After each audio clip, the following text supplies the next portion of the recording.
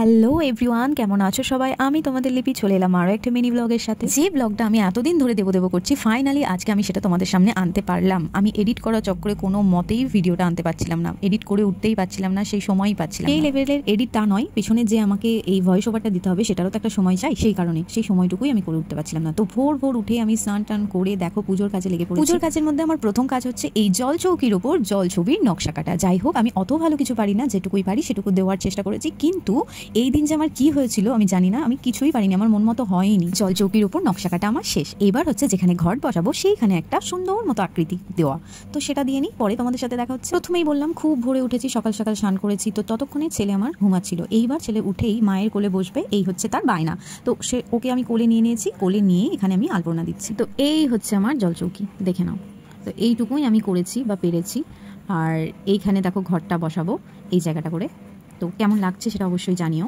আর ঘট বসাবো বলে দেখো এখানে আমি অল্প কয়েকটা ধান দিয়ে নিলাম। এইবার আমি ঘরটা জল দিয়ে পূর্ণ করব। তো দেখো এখানে আমার ঘট বসানো কমপ্লিট। আর এখানে দেখো আমাদের মা লক্ষ্মীকে এখানে বসিয়েও নিয়েছে। এবার আস্তে আস্তে পুরো জলচৌকিটা আমি একটু একটু করে সাজিয়ে ফেলবো। তো পুরোটা দেখতে হলে শেষ অবধি আমার সঙ্গে থাকতে হবে। আমার বিয়ে হয়েছে 4 বছর, এই 4 বছরে কিন্তু মাই লক্ষ্মী পেতেছে, আমি হেল্প করেছি মাত্র। কিন্তু এই প্রথমবার আমার শাশুড়ি মা দেখিয়ে দিচ্ছিলেন, আর আমি সেই অনুযায়ী মা লক্ষ্মীকে সাজাচ্ছিলাম। আর এই আয়না, চিরুনি, সিঁদুর কৌটো বেশ পুরনো, তোমরা দেখেই বুঝতে পারছো। পুরনো জিনিসের মাধুর্যই বছরের পর বছর, প্রজন্মর পর প্রজন্ম এই জিনিস দিয়েই পুজো হচ্ছে। জিনিসগুলো দেখে তোমরা অলরেডি বুঝতে পারছো।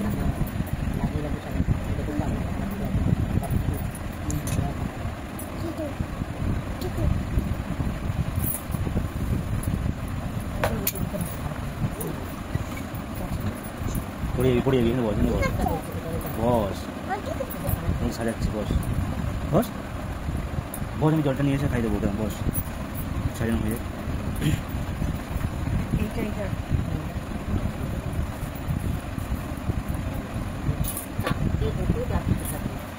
একটা অনেক ছোটো আছে নাকি সাইজের।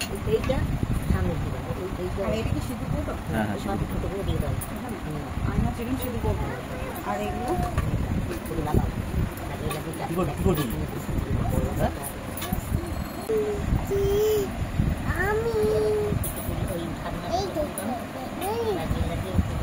গায়ের মধ্যে ঠেকাস না, তাই এই চ্যাট করবে।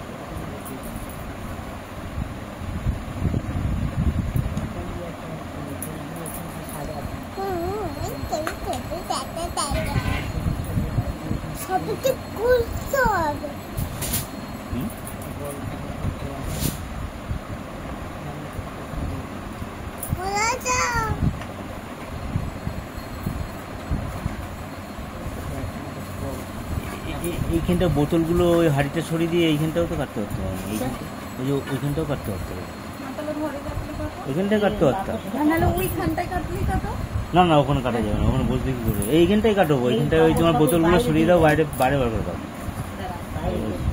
বাইরে বার করে দাও, কি ওইখানটাই বসো, মা ওইখানটাকে সরিয়ে। আর এই যে এই একটা মানুষ যার কথা না বললেই নয়, আমার মা। মানে আমার প্রত্যেকটা কাজেই আমার মাকে আমার চাই বলতে জোর জবরদস্তি না, আমি ভালোবেসেই মাকে ডাকি যে মা তুমি একটু এসো, কারণ তোমরা সবাই জানো মা থাকলে কতটা হেল্প হয়। আর আমার এখন ফ্যামিলির যে সিচুয়েশন, সেই কারণে আমার ছেলে আছে একটা ছোট্ট বাচ্চা, ওই কারণে আমার মাকে যেন আমি বেশি প্রেফার করি। মা এখানে সমস্ত ফলগুলো কেটে আমাকে অনেকটা হেল্প করে দিয়েছে। বাড়িতে যদি আমি কোনো পুজো দিই সেই ক্ষেত্রে আমি আমার মাকে ডাকি, তার কারণ হচ্ছে শুধুমাত্র আমার ছেলেটার জন্য। মানে মা থাকলে আমি জানি আমার ছেলের খাওয়া দাওয়ার কোনো চিন্তা নেই, আর আমার এই ছেলে খাওয়ানোর একটা বিশাল বড় হেডেক। মানে আমার অন্য কোনো কিছুতে কিছু মনে হবে না, কিন্তু মনে হয় যে সামলে উঠে আমি ছেলেকে টাইমে খাওয়াতে পারবো, তো এটাই হচ্ছে আমার বেশি বড় চিন্তা। ঠাকুরমশাই টাইম দিয়েছে সকাল 7:30, তার মধ্যে দেখো আমার সমস্ত কিছু এখানে অ্যারেঞ্জ করা কমপ্লিট, মানে সমস্ত কিছু আমার সাজানো গোছানো রেডি হয়ে গেছে, শুধু এবার ঠাকুরমশাই আসার পালা। তার আগে কিন্তু আমি আমার ঘরের ঠাকুরগুলোকে নিজে পুজো দিয়ে দিয়েছি নিজের মতো করে, চলো একবার দেখে নাও।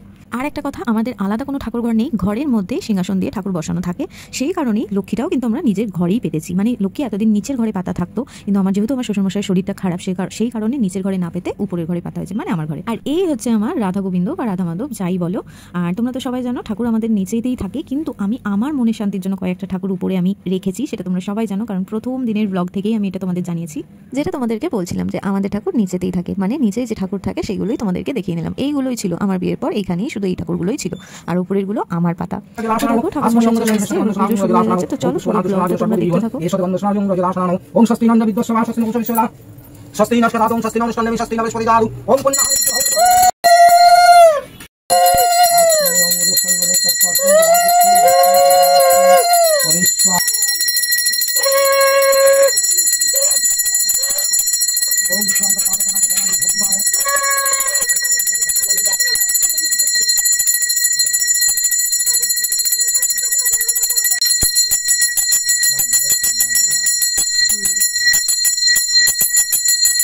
গৌরী নারায়ণী নমস্তুতে এষ সচন্দন গন্ধ পুষ্প পুষ্পাঞ্জলি বিল্লপত্র সহিত শ্রী শ্রী লক্ষ্মীদেব বানো।